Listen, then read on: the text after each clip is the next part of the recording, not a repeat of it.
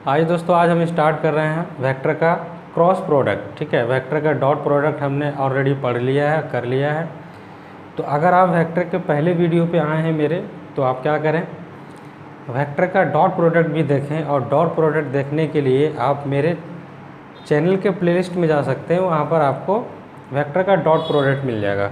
जितने भी उसके टॉपिक्स हैं, चाहे वो एंगल्स बिटवीन दो वेक्टर्स हो, ठीक है, पैरेलल की कंडीशंस हो, उस प्रकार के क्वेश्चंस जो हैं आपको मिल जाएंगे और टॉपिक्स मिल जाएगा। ठीक है, तो आज जो है हम वेक्टर का जो आगे का पार्ट है, यानी कि cross product of two vectors, उसके बारे में हम लोग बात करने वाले हैं।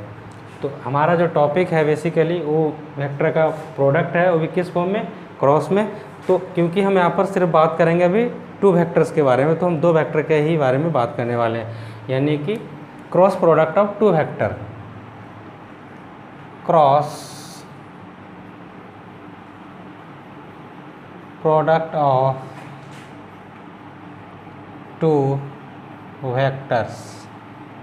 ठीक है, दो वेक्टर का क्रॉस प्रोडक्ट, इसके बारे में अभी हम लोग बात करेंगे गाइस। ठीक है, चलो आप जैसे लेट कर लीजिए, क्या लेट कीजिए कि लेट ए एंड बी है ना आर टू वेक्टर्स। ये दो वेक्टर्स हैं हमारे पास, टू वेक्टर्स है ना, which are non zero, which are non zero और है ना non parallel, non zero non parallel, ना तो जीरो हैं और ना ही पैरेलल हैं। then their cross product है ना is denoted by, इनका क्रॉस प्रोडक्ट कैसे डिनोट किया था गाइस, ए वेक्टर क्रॉस बी वेक्टर, इस प्रकार से डिनोट किया जाता है। बट इसका वैल्यू क्या होता है, इसका मैग्नीट्यूड किसके बराबर होता है। अगर हम इसके वैल्यू के बारे में बात करें तो देखिए, A vector cross B vector किसके बराबर होगा, ए वेक्टर का मैग्नीट्यूड, ठीक है, बी वेक्टर का मैग्नीट्यूड, और यहाँ पर आता है एक साइन थीटा। ठीक है, क्या आता है, साइन थीटा, और एक आता है एन कैप। ये थीटा क्या हो गया, theta is the angle between the two vectors A and B. आप लिख सकते हैं यहाँ पर थीटा इज द एंगल, ठीक है, between two vector.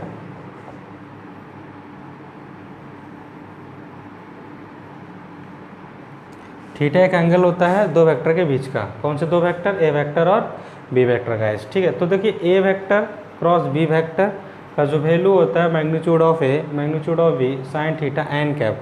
N cap क्या है यहाँ पर, N cap is a unit vector, इसको आप लिख सकते हो ऐसे करके, है ना, इज ए यूनिट वेक्टर, ठीक है, विच इज, ठीक है, विच इज नॉर्मल, है ना, which is normal to the A vector and B vector. A vector और बी वेक्टर दोनों पे क्या होता है, ये नॉर्मल होता है। ठीक है गाइस, अगर आप इसका फिगर देखो तो देखो, फिगर से भी आप समझ सकते हैं। जैसे मान के चलिए,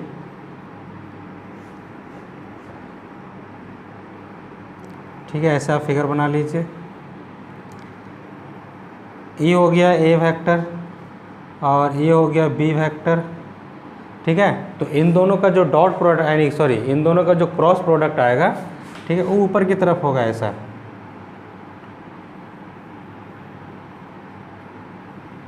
ठीक है, ऊपर की तरफ होगा और वो क्या होगा, एन कैप। ठीक है, ऐसे करके घूमता है ऊपर की तरफ, इस डायरेक्शन में ऐसा नज़र आता है इसका क्रॉस प्रोडक्ट गाइस। ठीक है, इसी को हम लोग राइट हैंडेड सिस्टम भी बोलते हैं।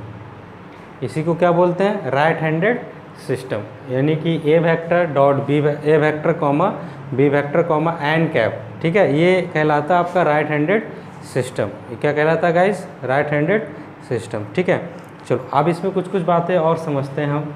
आप इसको नोट डाउन कर लीजिए स्क्रीन को पॉज करके। कुछ कुछ बातें क्या है, जैसे आप समझ सकते हैं कि अगर ये वेक्टर एक दूसरे के पैरेलल होता या कोलिनियर होता, ठीक है, ये जो दो वेक्टर्स हैं जिनका हमने क्रॉस प्रोडक्ट निकाला गाइस, ठीक है, इफ़, है ना, आप इस तरह लिख सकते हो कि if vector A and vector B are parallel और पैरेलल और कोलिनियर, पैरेलल और कोलिनियर, तो इसका मतलब क्या हो गया कि एंगल यहाँ पर क्या होने वाला है, या तो 0 बनेगा या फिर एंगल इज इक्वल टू क्या आ जाएगा, पाई। ठीक है, अगर एंटी पैरेलल होगा तो पाई, पैरेलल होगा तो 0। तो अगर उनका, अगर हम क्रॉस प्रोडक्ट निकालें, ए वेक्टर बी वेक्टर का क्रॉस प्रोडक्ट निकालें, जैसा कि अभी आपने देखा ए वेक्टर, ठीक है, का मैग्नीट्यूड, और यहाँ आ गया बी वेक्टर का मैग्नीट्यूड, और यहाँ आया था साइन थीटा एन कैप। ठीक है, देखिए यहाँ पर हमने जब डॉट प्रोडक्ट पढ़ाया था तो आपको एक चीज़ समझ में आई थी। क्या समझ में आई थी? कि dot product of two vector is a scalar, यानी कि दो वेक्टर का डॉट प्रोडक्ट स्केलर आता था गाइज। लेकिन क्रॉस प्रोडक्ट जब हम दो वेक्टर्स का निकालते हैं तो वो भी एक वेक्टर होता है।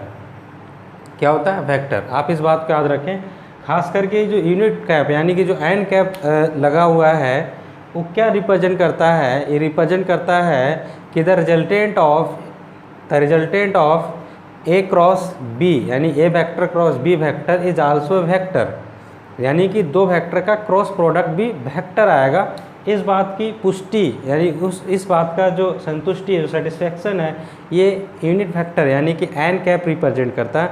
जबकि हम दो वेक्टर का डॉट प्रोडक्ट जो पढ़ते थे उसमें हमारे पास वैसा कुछ कैप नहीं लगता था प्रोडक्ट में, ना तो हमारे पास आई कैप लगता था ना जे कैप लगता था। सिंपल नंबर्स आते थे और वेरिएबल्स हमारे पास फाइंड आउट होते थे। अदरवाइज उसमें किसी डायरेक्शन को शो नहीं किया जाता था, जैसे आई कैप जे कैप कुछ नहीं।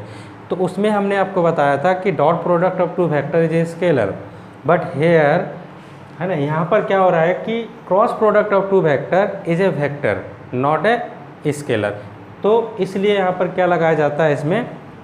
N cap. और एन कैप क्या होता है आपको पता होना चाहिए। ये जो एन कैप है, N cap is represent that कि इफ़, है ना, if we find out the cross product of A vector and B vector, then the resultant of the A cross and B vector is toward the N cap, यानी कि N cap का direction की तरफ होगा। तो N cap का मतलब क्या होगा? Normal. Normal on what? Normal का मतलब हो गया normal on the A vector and normal on the B vector. That means resultant of the A cross and B cross vector, A vector cross B vector, है ना, resultant of the A vector cross B vector is on perpendicular to, है ना, individually of both the vectors, यानी ए vector और B vector दोनों पे क्या होता है? परपेंडिकुलर होता है गाइस।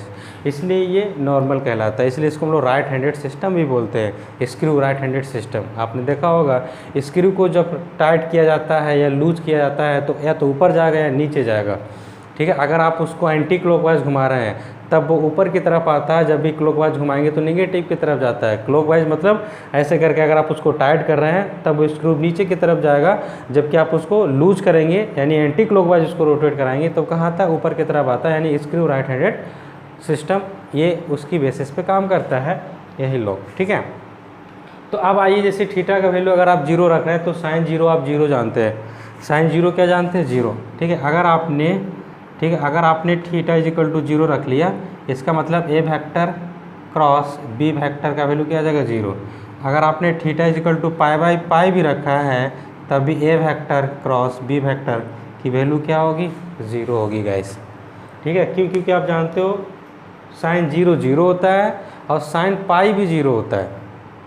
ठीक है, साइन पाई भी क्या होता है? 0 होता है। एक बात ये आप याद रखें। ठीक है, दूसरी बात आप क्या याद रखें, जैसे मान के चलिए अगर ए वेक्टर का वैल्यू 0 है या फिर A vector is equal to 0 या फिर B vector is equal to 0, दोनों में से किसी एक का 0 हो तो वी डिफाइन इट। हम इसको कैसे डिफाइन कर सकते हैं? ठीक है, वी डिफाइन इट क्या कि a vector cross B vector is equal to क्या आ जाएगा 0 गाइस। यानी कि दोनों में से किसी भी एक वेक्टर का अगर वैल्यू 0 है तो उनका क्रॉस प्रोडक्ट 100% क्या आएगा गाइस 0 आएगा। आप हमेशा इस बात को क्या रखें याद। एक चीज़ आप और याद रखें, जैसे कि हम लोगों ने उधर पढ़ी थी क्या चीज़, जब हम डॉट प्रोडक्ट पढ़ा रहे थे तो हमने बताया था कि लेंथ ऑफ द वेक्टर कैसे कैलकुलेट किया जाता है। लेंथ ऑफ द वेक्टर का मतलब बताया था कि वेक्टर को ही वेक्टर से मल्टीप्लाई करो, यानी कि वेक्टर का वेक्टर के साथ डॉट प्रोडक्ट वो कहलाता था उसका लेंथ ऑफ द प्रोडक्ट। जैसे अगर आपको हम रिकॉल कराना चाहें तो आपको याद होना चाहिए कि ए वेक्टर का अगर हम डॉट प्रोडक्ट ए वेक्टर के साथ निकाल रहे थे तो हम क्या लिख रहे थे, हम लिख रहे थे ए वेक्टर के मैग्नीट्यूड का होल स्क्वायर, कुछ इस प्रकार से। और दिस इज़ द रिजल्टेंट, यानी this is the length of the vector, ये लेंथ ऑफ द वेक्टर कहलाता था। लेकिन यहाँ पर क्या होगा गाइस कि जब हम वेक्टर का वेक्टर के साथ क्रॉस प्रोडक्ट करेंगे, वेक्टर का वेक्टर के साथ क्रॉस प्रोडक्ट करेंगे तो हमारे पास क्या आंसर आएगा, हमारे पास आंसर आएगा ए वेक्टर, ठीक है, फिर आएगा ए वेक्टर और यहाँ आने वाला है साइन 0 डिग्री, क्योंकि सेम डायरेक्शन में आप जा रहे हो। सेम डायरेक्शन मतलब पैरेलल, पैरेलल मतलब 0, तो साइन 0 जब 0 हो जाएगा गाइस तो आपके पास आंसर क्या आ जाएगा 0। तो कहने का मतलब क्या हो गया कि वेक्टर का वेक्टर के साथ, ठीक है, क्रॉस प्रोडक्ट जो है वो आपको क्या मिलने वाला है, यहाँ पर 0 मिलने वाला है। ठीक है, आई होप आपको ये बात समझ में आई होगी बहुत अच्छे तरीक़े से, क्लियर हुई। ठीक है, तो अगर आपको वीडियो समझ में आता है तो वीडियो को लाइक करो, ठीक है, चैनल को सब्सक्राइब और बेल आइकन ज़रूर दबाओ, ठीक है। लेकिन आपसे एक रिक्वेस्ट ये है कि वीडियो पर जो है ना गलत कमेंट मत करो। गलत कमेंट, अगर आप रॉन्ग कमेंट करोगे तो ये आपकी मेंटलिटी को रिप्रेजेंट करता है, ना कि हमारी टीचिंग को रिप्रेजेंट करता है। तो आपको ये तय करना है कि आपकी मेंटलिटी कैसी है, सही है या गलत है, ठीक है। ये आपकी मेंटलिटी को रिप्रेजेंट करता है कि आप क्या जो है टीचर के प्रति आपकी भावनाएं हैं। अगर आप लाइक नहीं करते हो मत करो, कोई प्रॉब्लम नहीं है। सब्सक्राइब नहीं कर रहे हो मत करो, कोई प्रॉब्लम नहीं है। अगर आप गलत कमेंट करते हो तो you represent your mentality toward the teacher, toward the your parents, ठीक है। तो आप इस बात को हमेशा याद रखें। अगर आप मेरे वीडियो को देख करके अगर आप कुछ नॉलेज गेन कर पाते हो तो इट्स माई रिस्पॉन्सिबिलिटी, या फिर मेरा सौभाग्य है कि मैं आप लोगों को सिखा पा रहा हूँ, ठीक है। अगर आप नहीं गेन कर पाते हो तो जस्ट इग्नोर इट, लेकिन गलत कमेंट ना करें, ठीक है। चलो ठीक है, अब हम लोग आगे की तरफ बढ़ते हैं, यानी कि नए टॉपिक की तरफ। इसी में बहुत सारे टॉपिक्स हैं, जैसे एंगल्स के बारे में बात करेंगे अभी हम, ठीक है। तो उससे पहले क्या करो, स्क्रीन को पॉज करो और इसको नोट डाउन करो।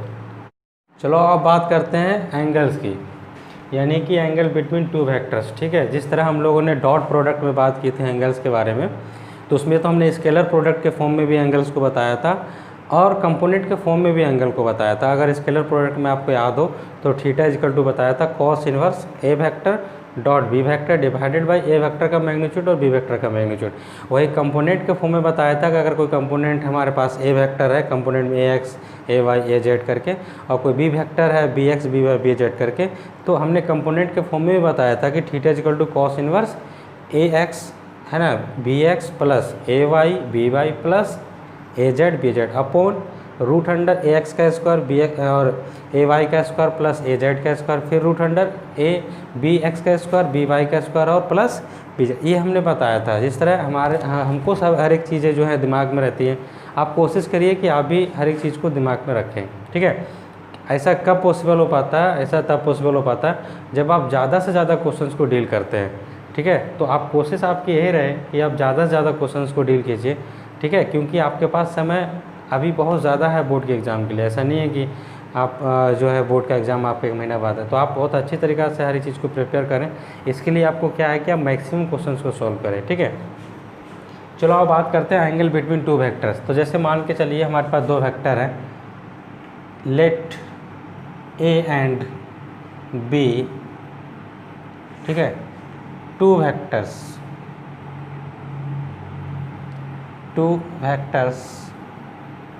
हैविंग, ठीक है, थीटा क्या है एंगल, ठीक है, बिटवीन देम, उनके बीच में क्या बन रहा है, ये थीटा एक एंगल बन रहा है।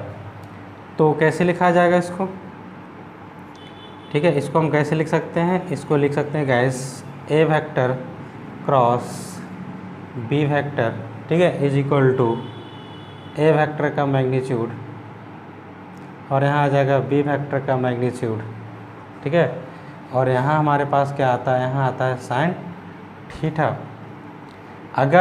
अगर पॉसिबल हो और हमने इसके मैग्नीट्यूड को निकाला हो सपोज़, तो हम क्या लिख सकते हैं, ए वेक्टर का मैग्नीट्यूड अगर हमने ए निकाला है और बी वेक्टर का मैग्नीट्यूड हमने क्या निकाला है, बी। ए वेक्टर का मैग्नीट्यूड ए निकाला और बी वेक्टर का मैग्नीट्यूड क्या निकाला, बी।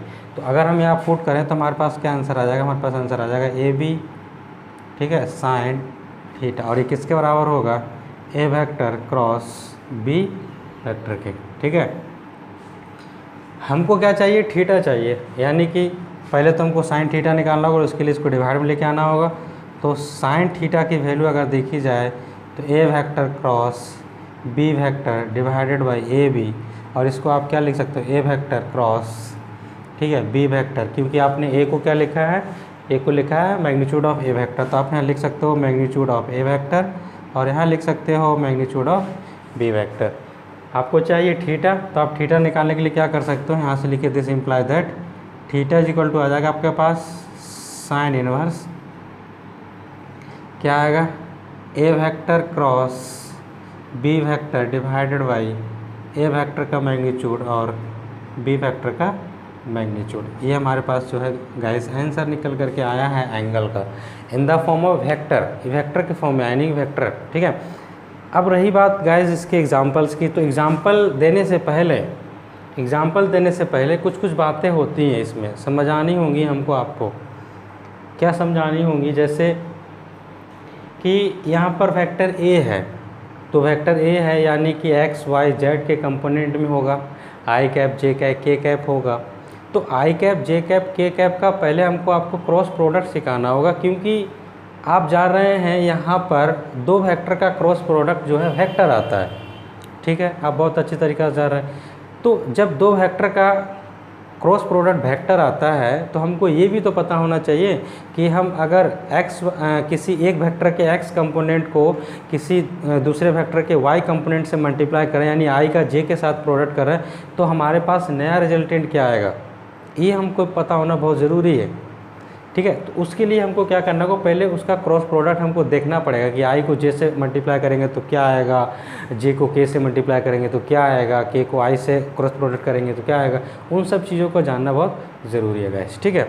चलो, तो उससे पहले क्या करो, आप इन सब चीज़ों को नोट डाउन कर लीजिए, स्क्रीन को पॉज करके हम आगे की तरफ मूव करते हैं, ठीक है। चलिए आइए बात करते हैं। हमारे पास एक यूनिट वेक्टर था, आप जानते हैं क्या था, एन कैप। जैसे हमने लिखा था N cap is a unit vector which is perpendicular to both the vectors A and B, ठीक है। एन हमने लिखा था ये क्या लिखा था, है ना, इज़ अ यूनिट वेक्टर, ये हमने लिखा था ये एक यूनिट वेक्टर है, ठीक है, विच इज़ परपेंडिकुलर टू, है ना, each A vector and B vector. तो अगर हम यूनिट वेक्टर की वैल्यू निकालते हैं तो हमारे पास क्या आंसर आएगा गाइस, यूनिट वेक्टर की वैल्यू हमारे पास आएगी a vector cross B vector divided by a vector का मैग्नीट्यूड और बी वेक्टर का मैग्नीट्यूड। आप हमेशा याद रखें this is the result of unit vector, ये यूनिट वेक्टर का रिजल्ट है, ठीक है गाइस। आप हमेशा याद रखें ये यूनिट वेक्टर का रिजल्ट कहलाता है। तो आई होप आपको ये समझ में आया होगा बहुत सिंपल तरीक़ा से, आसानी से, ठीक है, जितनी भी चीज़ें अभी तक हमने समझाई, ठीक है। चलो, तो अब बढ़ते हैं हम लोग नेक्स्ट, कुछ प्रॉपर्टीज़ हैं वेक्टर प्रोडक्ट की, उनके ऊपर हम लोग एक एक करके बात करेंगे अभी, ठीक है। चलो आओ, तो सबसे पहले प्रॉपर्टीज़ पर हम लोग बात करते हैं। आइए देखिए, सबसे पहला प्रॉपर्टी क्या है, प्रॉपर्टी है कि vector product is not commutative, यानी कि वेक्टर प्रोडक्ट जो होता है वो कम्यूटेटिव नहीं होता, जबकि डॉट प्रोडक्ट कम्यूटेटिव था, यानी कि a vector dot B vector is equal to B vector dot a vector था। लेकिन यहाँ पर ये कम्यूटेटिव नहीं होता। क्यों कम्यूटेटिव नहीं होता गाइस, क्योंकि यहाँ पर दो वेक्टर्स का क्रॉस प्रोडक्ट एक वेक्टर आता है, अगर आप उनके ऑर्डर को चेंज करोगे तो उनका डायरेक्शन भी क्या हो जाता है गाइस, चेंज हो जाता है। क्यों, क्योंकि वेक्टर आ रहा है प्रोडक्ट आपका, यानी कि a vector cross B vector आप कर रहे हो, उसका रिजल्टेंट भी वेक्टर आ रहा है ना, तो आपने A vector cross B vector किया, फिर आपने बी वेक्टर क्रॉस ए वेक्टर किया, यानी वेक्टर के डायरेक्शन को चेंज किया, तो उसका डायरेक्शन जो रिजल्टेंट आएगा उसका भी डायरेक्शन चेंज हो जाता है, जिसके कारण कम्यूटेटिव एग्जिस्ट नहीं करता। देखो कैसे आप लेट कर सकते हो, let A vector B vector and N vector, ठीक है। ये क्या है, राइट हैंडेड सिस्टम है, राइट हैंडेड सिस्टम। अगर ये राइट हैंडेड सिस्टम है तो अगर आप देखना चाहें तो आप क्या देख सकते हैं इसके केस में कि a vector cross B vector, A vector cross B vector किसके बराबर आता है, ए वेक्टर का मैग्नीट्यूड, ठीक है, बी वेक्टर का मैग्नीट्यूड, और यहाँ पर क्या आता है साइन थीटा, और यहाँ जाता है एन कैप, ऐसे करके आप लिख सकते हैं, ठीक। तो अब आप देखिए इसका जो रिजल्टेंट है, ठीक है, अगर आप इसके डायरेक्शन के बारे में बात कर रहे हैं, जैसे अगर हम इसका डायग्राम बनाना चाहें तो देखिए इसको आपने लिया ए वेक्टर और इसको आपने लिया बी वेक्टर, और इसका रिजल्टेंट जो है ऊपर की तरफ आया, इसको आपने बोल दिया एन कैप, यानी कि इसके रिजल्ट को आपने ऐसे ले लिया, ठीक है, ठीक। अब अगर आप लिख रहे हो क्या कि बी वेक्टर कॉमा ए वेक्टर माइनस, है ना, एन कैप, ये भी राइट हैंडेड सिस्टम है, ठीक है, राइट हैंडेड सिस्टम।